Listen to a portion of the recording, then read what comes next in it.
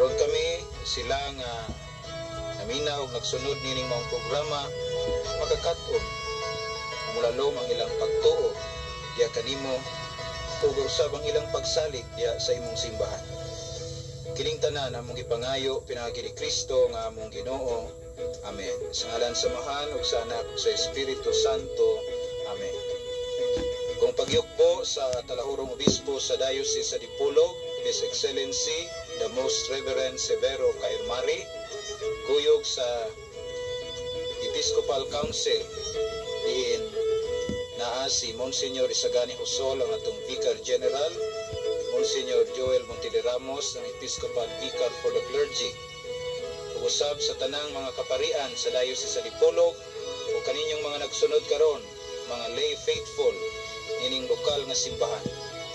Maayong hapon sa tanan. Ako usab nga pagyukbo kang si Randy Pasmala, Station Manager, kuyog ni Bel Enojardo dinhi sa FMR Babe Radio.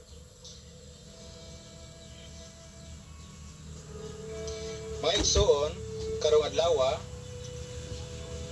atong isgutan kining otoridad sa Santo Papa, the authority of the Pope. So medyo kini atong Katekismo Katoliko karong hapuna na ipagka-apologetics, no? Din kining apologetics nagtumong, no, diha sa pagdepensa sa pagtulunan sa simbahan na Kristiyano. Kitang mga Katoliko nagtuo gayud, no, diha sa atong credo. Moingon kita nagatuo ako sa usa Santos Katoliko Apostoliko nga simbahan. Ug dili dato ikalalis nining maong simbahan nga usa Santos Katoliko Apostoliko ni ay otoridad, no? The hierarchy. Din naa dinhi ang Santo Papa, ang sumusunod ni San Pedro o Vicar of Christ dinhi sa yuta, o mga obispo in communion with him. Naipangutanan, doon na ba'y ebidensya gikan sa Biblia na si Pedro mo ilabaw sa 12 ka mga apostoles o naunsa nga ang Santo Papa maong sumusunod ni Pedro?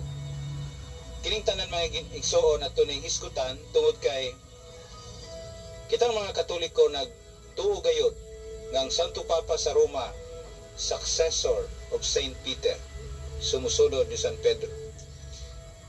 Apat sa dili pa nato kinihisgutan iyang pagkasumusunod, iyang pagka-Vicar of Christ, ato sa nga hisgutan o pamalandungan mga igsoon kung naabay ebidensya sa Biblia nga si Pedro mauilabaw sa 12.